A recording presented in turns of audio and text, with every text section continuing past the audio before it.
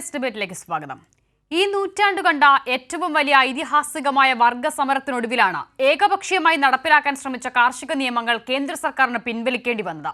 അന്ന് നിയമം പിൻവലിച്ചുകൊണ്ട് പ്രധാനമന്ത്രി നരേന്ദ്രമോദി പറഞ്ഞു, ഇന്ത്യയിലെ കർഷകർ ഭൂരിഭാഗവും ദരിദ്രരാണ്, അവരുടെ വേദന മനസ്സിലാക്കുന്നു. നിയമം മൂലമുണ്ടായ ബുദ്ധിമുട്ടിൽ പ്രധാനമന്ത്രി കർഷകരോട് മാപ്പ് പറയുകയും ചെയ്തു. എന്നാൽ അന്ന് കർഷകർക്ക് നൽകിയ ഉറപ്പുകളൊന്നും കേന്ദ്ര സർക്കാർ പാലിക്കാതെ വന്നതോടെ വീണ്ടും തെരുവിലേക്ക് ഇറങ്ങേണ്ടി വന്നിരിക്കുകയാണ് രാജ്യത്തെ കർഷകർക്ക്. കേന്ദ്രം സൗകര്യപൂർവ്വം മറന്ന കാര്യങ്ങൾ ഓർമ്മപ്പെടുത്താൻ വീണ്ടും കർഷകർ സംഘടിക്കുമ്പോൾ അതിനെ ഒരു സർക്കാർ നേരിടുന്നത് മുള്ളുവേലികളും ഇരുമ്പാണികളും കോൺക്രീറ്റ് മതിലുകളും തീർത്ത. കർഷകരെ അന്നദാതാവെന്ന് ആവർത്തിക്കുന്ന കേന്ദ്രം അന്നദാതാക്കളെ ഭയക്കുന്നത് എന്തിനാണ്? ഈ വിഷയം ടുഡേസ് ഡിബേറ്റ് ചർച്ച ചെയ്യുമ്പോൾ അതിഥികളായി Shri Binoy Viswam M P, CPI സംസ്ഥാന സെക്രട്ടറി, ഒപ്പം തന്നെ പി കൃഷ്ണദാസ BJP നേതാവ് എന്നിവരാണ് ചേരുന്നത്. ശ്രീ കൃഷ്ണദാസ, അന്നദാതാവെന്നാണ് നിർമ്മലാ സീതാരാമനും പ്രധാനമന്ത്രിയും ഒക്കെയും കർഷകരെ ആവർത്തിച്ച് വിളിക്കുന്നത്. ഇന്ന് അവർ ഒരു സമരത്തിലേക്ക് ഏർപ്പെടുന്ന സാഹചര്യത്തിൽ ശത്രു രാജ്യത്തെ സൈന്യത്തെ നേരിടുന്നതിനേക്കാൾ ഭീകരമായി അവരോട് ക്രൂരതകൾ അഴിച്ചുവിടുന്ന ഒരു സർക്കാർ, എന്തുകൊണ്ടാണ് ഇങ്ങനെ ഒരു നടപടി? അല്ല, അങ്ങനെ ഒരു പ്രത്യേകമായ ഒരു വിരോധമോ അല്ലെങ്കിൽ ഏതെങ്കിലും തരത്തിൽ സമരത്തിനോട് ഒരു തെറ്റായ നടപടി സ്വീകരിക്കലോ ഒന്നും അവിടെ ഉണ്ടായിട്ടില്ലല്ലോ. സ്വാഭാവികമായും കർഷകർ കഴിഞ്ഞ കാലഘട്ടങ്ങളിൽ നടത്തിയിട്ടുള്ള സമരങ്ങൾ പോലെ തന്നെ ഒരു സമരവുമായി അവർ രംഗത്ത് വരുന്നു. അതിനുള്ള അവകാശം കർഷകരെ സംബന്ധിച്ചുണ്ട്. രാജ്യത്തെ ഏതൊരു പ്രതിപക്ഷ കക്ഷിയെ സംബന്ധിച്ചാണെങ്കിലും കർഷക സംഘടനകളെ സംബന്ധിച്ചാണെങ്കിലും ഒക്കെ അവർക്ക് സമരം ചെയ്യാനും അവരുടെ അവകാശങ്ങൾ ഉന്നയിക്കാനും അവർക്ക് അവരുടെ വിഷയങ്ങൾ ചൂണ്ടിക്കാനുമുള്ള അവകാശമുണ്ട്. പക്ഷെ അതിനർത്ഥം ഒരു സമാധാന ജീവിതം, സാധാരണക്കാരുടെ സമാധാന ജീവിതം കൂടി തകർക്കുന്ന തരത്തിലുള്ള ഏതെങ്കിലും തരത്തിലുള്ള പ്രക്ഷോഭമോ തടസ്സം സൃഷ്ടിക്കലോ എല്ലാമായി വരാനുള്ള അവകാശം ആർക്കുമില്ല. അത് സുപ്രീം കോടതി അടക്കമുള്ള കോടതികൾ നേരത്തെ പലപ്പോഴായി പ്രഖ്യാപിച്ചിട്ടുള്ളതാണ്. നമ്മുടെ സംസ്ഥാനത്തടക്കം എവിടെയാണെങ്കിലും സമരങ്ങൾ ഉണ്ടാകുമ്പോൾ എല്ലാ സമരങ്ങളോടും ഏത് സർക്കാരാണെങ്കിലും, അത് BJPയുടെ സർക്കാർ എന്ന് മാത്രമല്ല ഇടതുപക്ഷ സർക്കാരാണെങ്കിലും എല്ലാ സർക്കാരുകളും സമരങ്ങളോട് സ്വീകരിക്കുന്ന നയത്തെക്കാൾ അപ്പുറത്ത് അതിലുണ്ടാകുന്ന പ്രശ്നങ്ങളോട്, അതല്ലെങ്കിൽ സമരക്കാർ നടത്തുന്ന ഏതെങ്കിലും തരത്തിലുള്ള സമരം ഉണ്ടായ ശേഷം ഏതെങ്കിലും തരത്തിലുള്ള പ്രകോപനം സമരക്കാരുടെ ഭാഗത്തുനിന്ന് ഉണ്ടാകുമ്പോഴല്ല ഇങ്ങനെ ഒരു നടപടി ഉണ്ടാകുന്നത് എന്നുള്ളതാണ് ഏറ്റവും പ്രധാനം. സമരം കിലോമീറ്ററുകൾക്ക് അപ്പുറത്തെത്തുമ്പോൾ തന്നെ മറുഭാഗത്ത് ഇത്തരത്തിൽ മുള്ളുവേലികൾ തീർക്കുന്നു, കോൺക്രീറ്റ് മതിലുകൾ തീർക്കുന്നു, ആണി തറച്ച പാതകൾ തീർക്കുന്നു. ഇതിനു മുൻപ് നമ്മൾ കണ്ടിട്ടില്ലാത്തതാണ്. കണ്ടെയ്നറുകളൊക്കെ കൊണ്ടിട്ട് അതിനുള്ളിൽ മണ്ണ് നിറയ്ക്കുകയാണ് അവർ, അത് തള്ളി മാറ്റാതിരിക്കാൻ വേണ്ടി. പിന്നെ താങ്കൾ പറയുന്നത് പോലെ കോടതിയുടെ ഇടപെടലാണെങ്കിൽ ഈ വിഷയം ഇന്നലെ കോടതിയുടെ മുമ്പാകെ വരുമ്പോൾ ചർച്ച നടക്കുന്നത് വരെ കർഷകരോട് ഇത്തരത്തിലൊരു സമീപനവും സ്വീകരിക്കരുത് എന്ന് കോടതി തന്നെ പറഞ്ഞിട്ടുമുണ്ട്. അല്ല, കോടതി അങ്ങനെ സമരത്തിനനുകൂലമായി സമരക്കാർക്ക് എന്തും ചെയ്യാം എന്നുള്ള നടപടിയല്ലല്ലോ പറഞ്ഞത്. കോടതി ഒരു പ്രശ്നത്തിൽ ഇടപെടുമ്പോൾ സ്വാഭാവികമായും അതിനകത്ത് സർക്കാരിനോടും അതുപോലെ തന്നെ സമരക്കാരോടും എടുക്കുന്ന സമീപനം മാത്രമേ ഇന്നലെയും എടുത്തിട്ടുള്ളൂ. അതിൽ പ്രത്യേകമായിട്ടുള്ള ഒരു വ്യത്യാസമൊന്നും കോടതി അക്കാര്യത്തിൽ ഈ വിഷയത്തിൽ എടുത്തിട്ടില്ല. പിന്നെ കേരളം അടക്കമുള്ള സംസ്ഥാനങ്ങളിൽ പ്രതിപക്ഷ പാർട്ടികൾ സമരം ചെയ്യുന്ന സമയത്ത് പ്രതിപക്ഷ കക്ഷികളാണെങ്കിലും സർക്കാരിനെതിരായിട്ടുള്ള നയങ്ങൾ എടുക്കുന്ന പാർട്ടികളാണെങ്കിലും അവരെല്ലാം സമരം ചെയ്യുന്ന സമയത്ത് കേരളത്തിലെ ഇടതുപക്ഷ സർക്കാർ എന്താ ചെയ്യുന്നത്? സമരക്കാർക്ക് അനുകൂലമായ നിലപാടാണോ സ്വീകരിക്കുന്നത്? കേരളത്തിലെ സർക്കാർ എന്നല്ല ഒരു സർക്കാരും അത് അങ്ങനെ സമരം കൈവിട്ടു പോകുന്ന ഘട്ടത്തിൽ അതിനെ പ്രതിരോധിക്കാനുള്ള മാർഗങ്ങൾ സ്വീകരിക്കാറുണ്ട്. അതിനെ നമ്മൾ ആ നിലയിൽ കാണുകയും ചെയ്യാം. പക്ഷെ ഇവിടെ അതല്ലല്ലോ സാഹചര്യം. ഞാൻ അതുകൊണ്ടാണ് അങ്ങയോട് ആവർത്തിച്ച് ചോദിക്കുന്നത്. സമരക്കാർ കിലോമീറ്ററുകൾക്ക് അപ്പുറം എത്തുമ്പോൾ തന്നെ അവരെ തടയാനായി നമ്മൾ ഇതുവരെ മുള്ളുവേലിയൊക്കെ തീർത്ത് ഏതെങ്കിലും സമരത്തെ നേരിടുന്നത് ഈ അടുത്ത കാലത്ത് നമ്മൾ കണ്ടിട്ടുണ്ടോ? ഒപ്പം തന്നെ ആണി തറച്ച പലകകൾ നിരത്തുന്നത് നമ്മൾ കണ്ടിട്ടുണ്ടോ? അതൊക്കെ അസാധാരണമല്ല. ഏത് സർക്കാരാണ് അങ്ങനെ ഒരു സമീപനം ഇതിനു മുൻപ് സ്വീകരിച്ചിട്ടുള്ളത്? നമ്മുടെ ജന്തർ മന്ദറിൽ സമരം നടത്താൻ പോയിട്ടുള്ള ആളുകളെ സംബന്ധിച്ച് എല്ലാവർക്കും അറിയാം. ജന്തർ മന്ദറിൽ ഒരു 3-4 ഘട്ടങ്ങളിലായിട്ടാണ് അതിന്റെ തടസ്സങ്ങൾ പോലീസ് സൃഷ്ടിക്കുക. ഇപ്പൊ കഴിഞ്ഞ ദിവസം കേരളത്തിൽ നിന്നുള്ള ആളുകളടക്കം സമരത്തിന് പോയ സമയത്തും മന്ത്രിമാരടക്കമുള്ള ആളുകൾ പോയ സമയത്തും അതിനു മുൻപ് ഞങ്ങളടക്കമുള്ള നിരവധി യുവജന സംഘടനകളും വിദ്യാർത്ഥി സംഘടനകളും രാഷ്ട്രീയ പാർട്ടികളും എല്ലാം പ്രതിപക്ഷത്തിരിക്കുന്ന സമയത്താണെങ്കിൽ ഭരണപക്ഷത്തിരിക്കുന്ന സമയത്താണെങ്കിൽ ന്യായമായ ആവശ്യങ്ങൾക്ക് വേണ്ടി സമരം ചെയ്യാൻ വേണ്ടി പോകുമ്പോൾ സ്വാഭാവികമായ ഒരു 3-4 ഘട്ടങ്ങൾ ഉണ്ടാകും ആ സമരത്തിന് വരുന്ന ആളുകളെ തടയാൻ വേണ്ടി സർക്കാരിന്റെ ഭാഗത്ത് നിന്ന്. ഇവിടെ നിലവിൽ ആ തരത്തിലുള്ള ഒരു നടപടിക്രമം അല്ലാതെ, പ്രത്യേകിച്ച് ഇപ്പൊ കേരളത്തിൽ നമ്മൾ സമരക്കാരെ തടയാൻ വേണ്ടി ഉപയോഗിക്കുന്ന മാർഗം ഏതാണ്? നമ്മൾ ബാരിക്കേഡുകൾ തീർക്കുന്നത് എന്ത് ഉപയോഗിച്ചുകൊണ്ടാണ്? അപ്പൊ കേരളത്തിൽ ബാരിക്കേഡുകൾ തീർക്കുന്ന പോലെ തന്നെയാണ് ഓരോ സ്ഥലങ്ങളിലും ബാരിക്കേഡുകൾ തീർക്കുന്നത്. ഇതൊരു ബാരിക്കേഡ് തീർക്കലാണ്. അത് സമരക്കാർക്കെതിരായ ഒരു നടപടിയുടെ ഭാഗമായിട്ടല്ല, സമരത്തിന് വരുന്ന ആളുകൾ ഏതെങ്കിലും തരത്തിലുള്ള പ്രകോപനം ഉണ്ടാവുകയോ അവിടെ ഏതെങ്കിലും അക്രമാസക്തമായിട്ടുള്ള സംഭവങ്ങൾ ഉണ്ടാവുകയോ ചെയ്താൽ അതിന്റെ ഒരു പ്രിക്കോഷൻ എന്ന നിലക്കാണ് എല്ലാ സർക്കാരുകളും ആ ശരി തരത്തിലുള്ള ശ്രീ ബിനോയ് നടപടികളുമായി മുന്നോട്ട് വിശ്വം എം പി പോകാറുള്ളത്. നോക്കൂ, ഒരു മുൻകരുതൽ എന്ന നിലയിൽ മാത്രമാണ് കേന്ദ്ര സർക്കാർ ഈ നയങ്ങൾ സ്വീകരിക്കുന്നത് എന്നുള്ളതാണ് BJP കേന്ദ്രങ്ങൾ ഇന്നലെ മുതൽ തന്നെ ആവർത്തിക്കുന്നത്. അങ്ങനെ സാധാരണഗതിയിൽ ഒരു സമരത്തെ നേരിടുന്ന രീതിയാണോ നമ്മൾ ഇന്നലെ മുതൽ രാജ്യ തലസ്ഥാനത്തും അതിനോട് ചേർന്നുള്ള ഭാഗങ്ങളിലുമായി കാണുന്നത്? ഇതൊന്നും രാജ്യം ആദ്യം കാണുന്ന കാഴ്ചയല്ലല്ലോ. ഏകദേശം 2011, 2011, 12, 2021, 22 1-2 കൊല്ലം മുമ്പ് നമ്മൾ കണ്ട കാഴ്ച.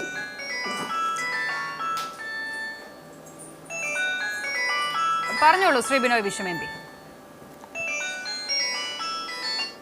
ഹലോ, പറഞ്ഞോളൂ, കേൾക്കാൻ സാധിക്കുന്നുണ്ട്, പറഞ്ഞോളൂ. ഹലോ, കേൾക്കാമോ? കേൾക്കാം, തുടർന്നോളൂ. ഏകദേശം 1.5 കൊല്ലം മുമ്പ് ഈ രാജ്യം മുഴുവനും കണ്ടതാണ് ഈ കർഷകർ, ഇതേ കർഷകർ മിക്കവാറും ഇതേ മുദ്രാവാക്യങ്ങളുമായി, ആവശ്യങ്ങളുമായി ഇതേ സ്ഥലങ്ങളിൽ സമരത്തിനെത്തി. ഇതുപോലെ തന്നെ ശത്രുക്കളെ നേരിടും പോലെ സന്നാഹങ്ങളുമായി ഇതേ മോദി ഗവൺമെൻറ് അവരെ അടിച്ചമർത്താനായി രംഗത്ത് വന്നു. അന്ന് ഒരു കൊല്ലത്തിലേറെ കാലം അവരവിടെ എന്തിനേയും കൂസാതെ എല്ലാത്തിനെയും വെല്ലുവിളിച്ചുകൊണ്ട് സമരരംഗത്ത് നിന്ന കാഴ്ച കണ്ടവനാണ് ഞാൻ. അനവധി ദിവസങ്ങൾ രാവും പകലും അവർക്കൊപ്പം ചിലവഴിച്ച ഒരു കമ്മ്യൂണിസ്റ്റ് പാർട്ടി പ്രവർത്തകനാണ് ഞാൻ. എനിക്ക് ആ സമരത്തിൻ്റെ അന്തരീക്ഷം നല്ലവണ്ണം അറിയാം. മോദി ഗവൺമെൻറ് അവർ വിളിക്കുന്ന പേര് നല്ല പേരാണ്, അന്നദാതാക്കൾ എന്ന് വെച്ചാൽ നാടിന് ഭക്ഷണം കൊടുക്കുന്നവർ. കേൾക്കാൻ ഇമ്പമുള്ള ആ പേര് വിളിച്ചുകൊണ്ട് വാസ്തവത്തിൽ ഇന്ത്യയിലെ കർഷകരെ മോദി ഗവൺമെൻറ് എത്രമാത്രം വഞ്ചനാപരമായിട്ടാണ് നേരിട്ടതെന്ന് ഇന്ത്യക്കറിയാം. അവർക്ക് ലഭിക്കേണ്ട അവകാശം കൊടുക്കാതെ, ഉൽപ്പന്നങ്ങൾക്ക് മര്യാദയ്ക്കുള്ള മിനിമം സപ്പോർട്ട് പ്രൈസ്, ഏറ്റവും ചുരുങ്ങിയ താങ്ങുവില കൊടുക്കാൻ കൂട്ടാക്കാതെ അവരടിച്ചമർത്താൻ വേണ്ടിയുള്ള കരുക്കളുമായിട്ടാണ് ഗവൺമെൻറ് അന്നും ഇന്നും നീങ്ങുന്നത്. എന്താണ് ഗവൺമെൻറ് ലക്ഷ്യം? ഈ ഗവൺമെൻറ്റിന് വേണ്ടത് ഇന്ത്യൻ കാർഷിക മേഖലയെ കോർപ്പറേറ്റ് കൊള്ളക്കാർക്ക് അടിയറ വയ്ക്കലാണ്. മോദി ഗവൺമെൻറ് ലക്ഷ്യമിടുന്നത് മറുനാടന്മാരായിട്ടുള്ള വൻകിട ഭക്ഷ്യരംഗത്തെ കൊള്ളക്കാർക്ക് വേണ്ടി ഇന്ത്യൻ കൃഷിയെ പണയപ്പെടുത്തലാണ്. ആ പണയപ്പെടുത്തലിന് വേണ്ടിയുള്ള നിയമങ്ങളാണ് കർഷക നിയമങ്ങളെന്ന പേരിട്ടുകൊണ്ട് ഗവൺമെൻറ് കൊണ്ടുവന്ന് പാസ്സാക്കിയത്. ചർച്ചകളൊന്നും കൂടാതെ, പ്രതിപക്ഷങ്ങളുടെ എതിർപ്പുകളെ കൂസാതെ ഗവൺമെൻറ് പലപ്പോഴും ചെയ്യും പോലെ പാർലമെൻറ്റിനെ നോക്കുകുത്തിയൊക്കെ മാറ്റിക്കൊണ്ട് പാസ്സാക്കിയ ആ നിയമങ്ങൾ അത് കർഷകദ്രോഹത്തിൻ്റെ മാഗ്നാകാർട്ടയാണ്. കർഷകദ്രോഹത്തിൻ്റെ ഒന്നാം തരം തെളിവാണത്. കൃഷിക്കാരെ വഞ്ചിക്കുന്നതിൻ്റെ വഞ്ചനാപത്രമാണത്. അവയ്ക്കെതിരായിട്ടാണ് ഇന്ത്യയിലെ കർഷകർ സമരരംഗത്ത് വന്നത്. ആ സമരത്തെ സഭയ്ക്കകത്ത് ശക്തമായി പിന്താങ്ങിയ പ്രതിപക്ഷ MP-മാരിൽ ഒരാൾ ആയിരുന്നു ഞാനിപ്പോൾ അഭിമാനപൂർവ്വം ഓർക്കുന്നു. ഞാൻ മാത്രമല്ല, ഞങ്ങളെല്ലാവരും, പ്രത്യേകിച്ചും ഇടതുപക്ഷ MP-മാർ എണ്ണത്തിൽ ചുരുക്കമാണെങ്കിലും ഞങ്ങൾ കർഷകർക്ക് വേണ്ടി ഇന്ത്യൻ പാർലമെൻറ്റിൽ ശബ്ദമുയർത്തിയവരാണ്. എന്തായാലും അതുകൊണ്ട് മാത്രമല്ല, കർഷകരുടെ ധീരമായ പോരാട്ടം, അതേപ്പറ്റി പറയാൻ വാക്കുകളില്ല. എത്ര വലിയ സന്നാഹമൊരുക്കിക്കൊണ്ടാണ്. അവിടുത്തെ കാഴ്ചകളൊക്കെ ഇപ്പോഴും എൻ്റെ കൺമുമ്പിലുണ്ട്. ശത്രുസേനയെ തുരത്താനെത്തുന്ന സൈന്യത്തെപ്പോലെയാണ് അതിർത്തികൾ മുഴുവനും പട്ടാളത്തെയും പോലീസിനെയും നിറച്ച് ആയുധങ്ങളെല്ലാം കൂമ്പാരം കൂട്ടി, കോൺക്രീറ്റ് മുതൽ കെട്ടിപ്പൊക്കി, മുള്ളാണി കൊണ്ടുള്ള വേലി കെട്ടി, എല്ലാ തരത്തിലും കർഷകരെ പിന്തിരിപ്പിക്കാൻ വേണ്ടി മോദി ഗവൺമെൻറ് അവിടെ പയറ്റാത്ത ഒരു അടവുമില്ല. കൊടും വെയിൽ വന്നു, കൊടും തണുപ്പ് വന്നു, പൊടിക്കാറ്റ് വീശി, സർക്കാരിൻ്റെ എല്ലാ എതിർപ്പുകളും ഉണ്ടായി. അതെല്ലാം ഉണ്ടായിട്ടും ഇന്ത്യയിലെ കർഷകൻ വിളിച്ചു പറഞ്ഞു, മുന്നോട്ട് വെച്ച കാൽ പിന്നോട്ട് വയ്ക്കില്ല. മിനിമം സപ്പോർട്ട് പ്രൈസ് കിട്ടാതെ, കർഷക നിയമം പിൻവലിക്കാതെ ഞങ്ങൾ പുറകോട്ട് പോകില്ല എന്ന് വിളിച്ചു പറഞ്ഞ ആ കർഷകൻ്റെ മുമ്പിൽ മോദി ഗവൺമെൻറ്റിന് മുട്ടുകൊത്തേണ്ടി വന്നു. പലരും പറഞ്ഞത് മോദി എവിടെയും തോൽക്കില്ല എന്നാണ്. ആ മോദിയെ തോൽപ്പിച്ചു ഈ കർഷകർ. മോദി അന്ന് മുട്ടുകൊത്തി. നിരവാധികമായി നിയമങ്ങളെല്ലാം പിൻവലിക്കുമെന്ന് മോദി അവിടെ പറഞ്ഞു. കർഷകർക്ക് അവരാവശ്യപ്പെടുന്ന ഏറ്റവും വലിയ ഡിമാൻഡായ മിനിമം സപ്പോർട്ട് പ്രൈസ് അത് കൊടുക്കാമെന്ന് പറഞ്ഞു. അങ്ങനെയാണ് അന്ന് ആ സമരം പിൻവലിക്കപ്പെട്ടത്. പക്ഷേ മോദി ഗവൺമെൻറ് വഞ്ചനയുടെ ഗവൺമെൻറ്റാണ്. ആ ഗവൺമെൻറ് പറഞ്ഞ വാക്ക് പാലിക്കില്ല. അതുകൊണ്ടാണ് ഇത്രയും ദിവസം കാത്തിരുന്നിട്ട് ഇപ്പോൾ അതേ കർഷകർ വീണ്ടും അതേ സമരപാതയിൽ രംഗത്തേക്ക് ഇറങ്ങുന്നത്. ആ സമരത്തിന് മുൻപിൽ ഗവൺമെൻറ് വിട്ടുകൊടുത്തേണ്ടി വരും. കമ്മ്യൂണിസ്റ്റ് പാർട്ടി മറ്റന്നാൾ നാളെ വൈകുന്നേരം എല്ലാ ലോക്കൽ കമ്മിറ്റികളിലും ഒരു പന്തം കൊളുത്തി പ്രകടനത്തിന് ആഹ്വാനം കൊടുത്തു കഴിഞ്ഞു. പല പാർട്ടികളും പല പ്രസ്ഥാനങ്ങളും സമരരംഗത്തുണ്ട്. ഈ വരുന്ന 16-ാം തീയതി മറ്റന്നാൾ ഇന്ത്യയിലെമ്പാടുമുള്ള കർഷകരും തൊഴിലാളികൾക്കും ചേർന്നുകൊണ്ട് ഗ്രാമീണ ബന്ദിൻ്റെ ആഹ്വാനം ചെയ്ത് കഴിഞ്ഞിരിക്കുന്നു. ഇന്ത്യൻ ഗ്രാമങ്ങൾ, ഇന്ത്യയിലെ ഗ്രാമങ്ങളാകെ തന്നെ സമരരംഗത്തേക്ക് ഇറങ്ങി വരാൻ പോവുകയാണ്. ഇതിൻ്റെ എല്ലാ അർത്ഥം മോദി ഗവൺമെൻറ്റിന് വീണ്ടും മുട്ടുകുത്തേണ്ടി വരും. ഈ ജനങ്ങൾ ഇതിന് പകരം വിട്ടാതിരിക്കുകയില്ല.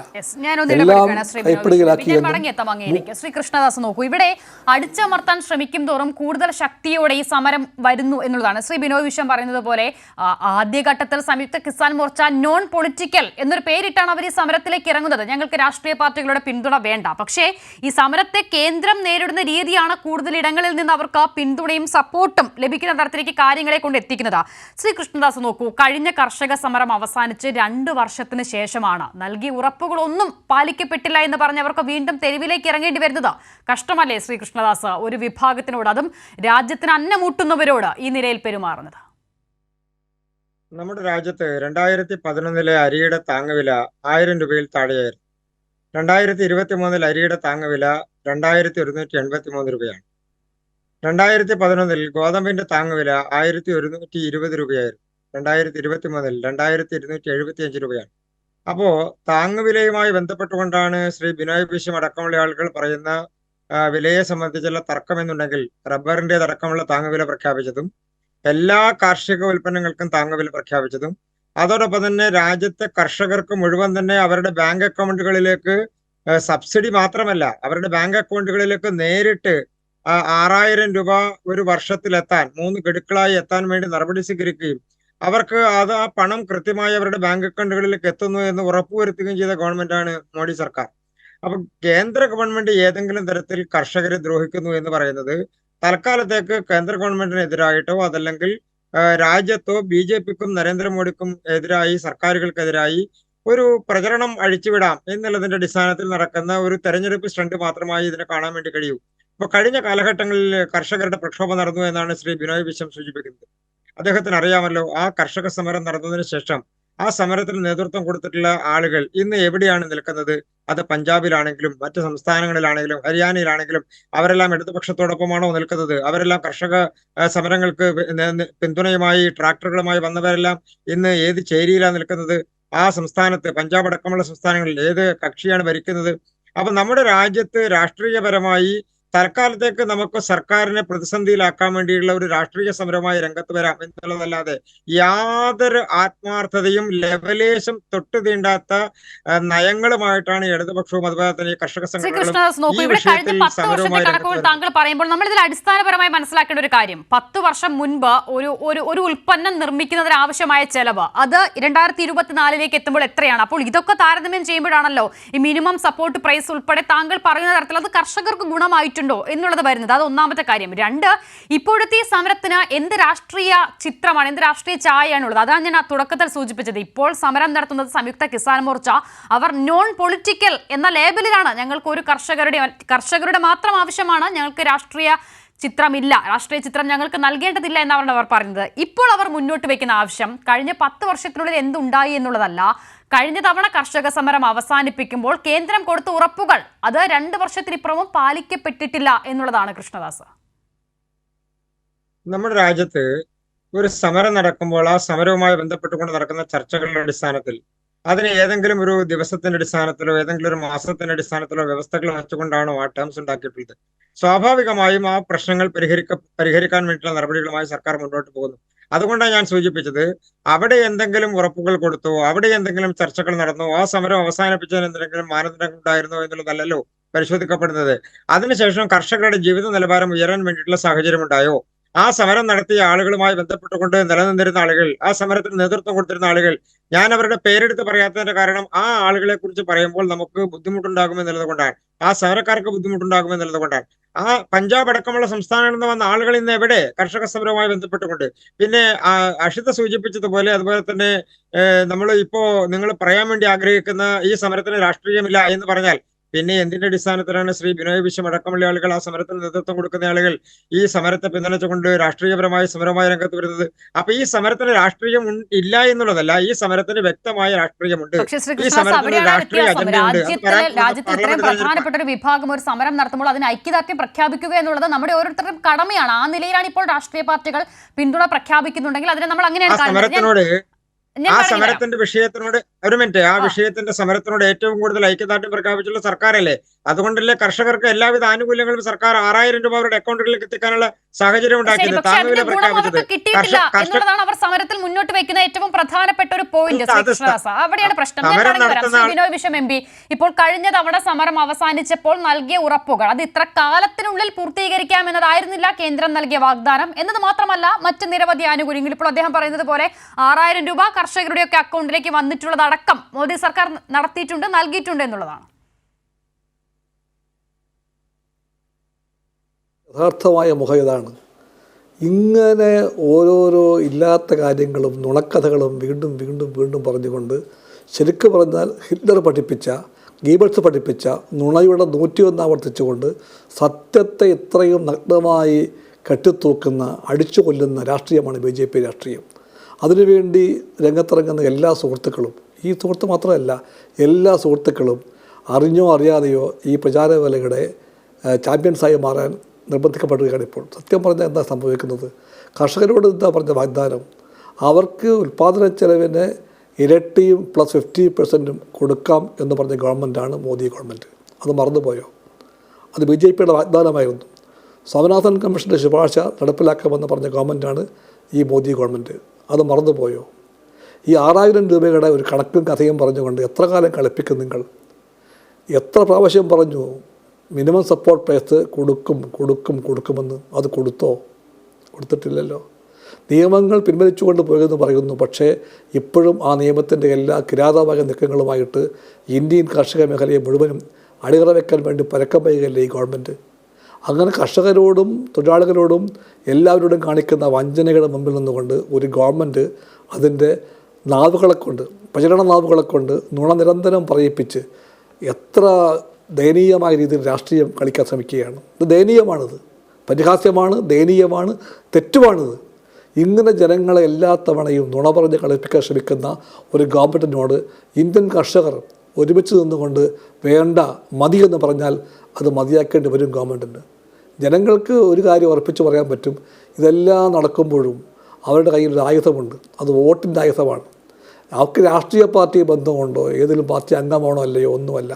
ഇവിടെ തന്നെ പറഞ്ഞല്ലോ, അവർ പറഞ്ഞത് വെറുതെയല്ല. ഞങ്ങൾ ഒരു പാർട്ടിയുടെയും പേര് വിളിച്ചുകൊണ്ടല്ല, ഒരു പാർട്ടിക്ക് വേണ്ടിയുമല്ല, ഞങ്ങൾ ജീവിക്കാൻ വേണ്ടിയാണ് എന്നർത്ഥത്തിലാണ് അവർ പറഞ്ഞത് നോൺ പൊളിറ്റിക്കൽ എന്ന്. പക്ഷേ ഒരു പാർട്ടിയോടും ബന്ധം വയ്ക്കാത്ത അവരോട് എല്ലാ പാർട്ടികളും ബന്ധപ്പെടുന്നുണ്ട്. എന്തുകൊണ്ടെന്നാൽ രാഷ്ട്രീയ പാർട്ടികൾക്ക് നേരും നിറയുമുണ്ടെങ്കിൽ ഈ കർഷകർക്കൊപ്പം നിൽക്കേണ്ട സന്ദർഭമാണെന്ന് ബോധ്യമുണ്ട്. ഇപ്പോൾ ഇന്നല്ലെങ്കിൽ പിന്നെ എപ്പോൾ നിൽക്കും? ഇന്ത്യയിലെ ഏറ്റവും ദേശസ്നേഹമുള്ള ജനങ്ങൾ, നാടിനകത്ത് തന്നെ തീറ്റിപ്പറ്റുവാനായി പാടുപെടുന്ന ആളുകൾ, സ്വന്തം ചോര നീരാക്കിയിട്ട് ജനങ്ങൾക്ക് വേണ്ടി അധ്വാനിക്കുന്ന ആളുകൾ, നമ്മുടെ വയലുകളെയെല്ലാം വിളനിലമാക്കിയവർ, അവരിത്രയും കഠിനമായ എല്ലാ ഘട്ടങ്ങളെയും തരണം ചെയ്തുകൊണ്ട് നാടിന് വേണ്ടിയും ജീവിക്കാൻ വേണ്ടിയും സമരം ചെയ്യുമ്പോൾ രാഷ്ട്രീയ പാർട്ടികൾ നിൽക്കേണ്ട അവരുടെ കൂടെ. അവർ ഏതെങ്കിലും പാർട്ടിയോട് ഐക്യദാർഢ്യം പ്രഖ്യാപിച്ചോ, പാർട്ടിക്കാരെ വന്ന് വിളിച്ചോ, പാർട്ടികൾ ചേർന്നോ, അതൊന്നും പ്രശ്നമല്ല. അവർക്കൊപ്പം നിൽക്കാൻ രാഷ്ട്രീയ പാർട്ടികളിൽ നിന്ന് വിളിക്കപ്പെടുന്നവർക്കെല്ലാം കടമയുണ്ട്. വാസ്തവത്തിൽ BJP ചെയ്യേണ്ടത് അവർക്കൊപ്പം നിൽക്കലാണ്, അല്ലാതെ അവരെ ഇതുപോലെ അവഹേളിക്കുവാനും താറടിക്കുവാനും ശ്രമിക്കുകയല്ല വേണ്ടത്. പക്ഷേ മോദി ഗവൺമെൻറ്റിന് വേണ്ടിയുള്ള സ്തുതിപാഠൽ ഒരു ചുമതലയാക്കി ഏറ്റെടുത്ത സുഹൃത്തുക്കൾക്ക് അത് മനസ്സിലാകുകയില്ല.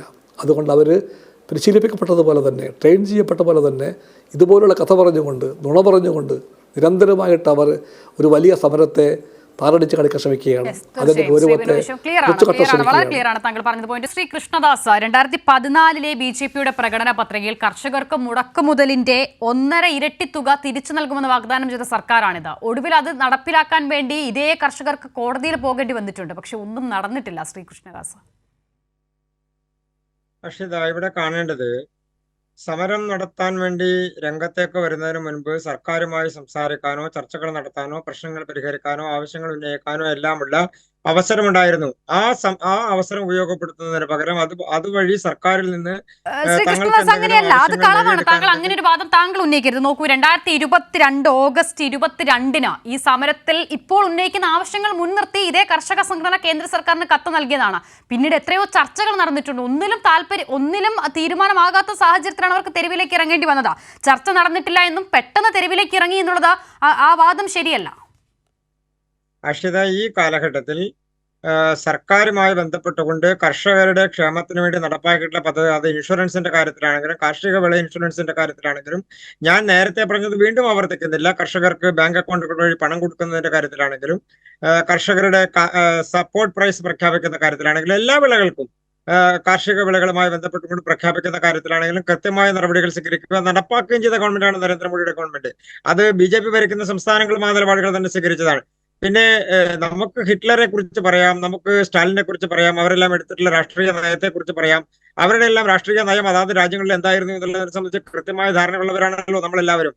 അവരെങ്ങനെയാണ് ജനങ്ങളുമായി ബന്ധപ്പെട്ടുകൊണ്ടുള്ള വിഷയങ്ങൾ ഇടപെട്ടിരുന്നത് എന്നുള്ളതിനെ സംബന്ധിച്ച് നമുക്കെല്ലാം അറിയാമല്ലോ. അപ്പൊ നമുക്ക് വാചകങ്ങൾ പറയാം, വാക്കുകൾ പറയാം, ഏത് തരത്തിൽ നമുക്ക് അതിനെ വളച്ചൊടിക്കാം, സമരരംഗത്തെ ആളുകളെ ഇറക്കാം, സർക്കാരിന്റെ പ്രതിസന്ധിയിലാക്കാനുള്ള ശ്രമം നടത്താൻ പറ്റുമെന്നുള്ള ശ്രമിക്കാം. അതൊക്കെ ശരി തന്നെയാണ്. അതിലൊന്നും തെറ്റൊന്നും കാണാൻ വേണ്ടി കഴിയില്ല. അത് രാഷ്ട്രീയമാണല്ലോ. അങ്ങനെ ഒരു രാഷ്ട്രീയ നിലപാട് സ്വീകരിക്കുന്നതിലും തെറ്റൊന്നും കാണാൻ വേണ്ടി കഴിയില്ല. പക്ഷെ അതേസമയം തന്നെ അതിൽ എന്തെങ്കിലും യാഥാർത്ഥ്യമുണ്ടോ, വസ്തുതയുണ്ടോ, നടപ്പാക്കാൻ പോകുന്നതാണോ, അതല്ലെങ്കിൽ അതുമായി ബന്ധപ്പെട്ടുകൊണ്ട് ഏതെങ്കിലും ഒരു യാഥാർത്ഥ്യം തങ്ങൾ ഉയർത്തുന്ന വിഷയങ്ങളുണ്ടോ എന്നുള്ളതിനെ സംബന്ധിച്ച് കർഷകരെ തെറ്റിദ്ധരിപ്പിച്ചുകൊണ്ട് അവരെ രംഗത്തേക്ക് ഇറക്കി അവരുമായി ബന്ധപ്പെട്ടുകൊണ്ടുള്ള വിഷയങ്ങളിൽ ആളിക്കത്തിച്ച് അവരെ ഏതെങ്കിലും തരത്തിൽ പ്രശ്നത്തിലേക്ക് കൊണ്ട് ചാടിക്കാമെന്ന് ആരെങ്കിലും ധരിച്ചാൽ ആ തരത്തിലുള്ള ധാരണകളൊന്നും വിലപ്പോകാൻ ഈ രാജ്യത്ത് പോകുന്നില്ല. ജനങ്ങളും കർഷകരും ഇതെല്ലാം തിരിച്ചറിയുന്നവരാണ്. നേരത്തെയും സമരം നടത്തിയ കർഷക നേതാക്കന്മാരും ആളുകളും ഒക്കെ ഈ രാജ്യത്ത് ഇപ്പോഴും ഉണ്ട്. അങ്ങനെ സമരം നടത്തിയ സമയപരിമിതി ഞാൻ ഇടപെടുന്നു. പക്ഷെ താങ്കൾ പറഞ്ഞതുപോലെ കർഷകർ ഇക്കാര്യങ്ങൾക്ക് പൂർണ്ണ ബോധ്യമുള്ളത് കൊണ്ടാണ് അവർക്ക് വീണ്ടും തെരുവിലേക്ക് ഇറങ്ങേണ്ടി വന്നത്. വരും ദിവസങ്ങളിൽ കൂടുതൽ ഗൗരവത്തോടെ രാജ്യം ആ വിഷയം ചർച്ച ചെയ്യുകയും ചെയ്യും. വളരെ നന്ദി ശ്രീ പി. കൃഷ്ണദാസ്, ഒപ്പം തന്നെ ബിനോയ് വിശ്വം MP ടുഡേസ് ഡിബേറ്റിൽ സഹകരിച്ചതിന്.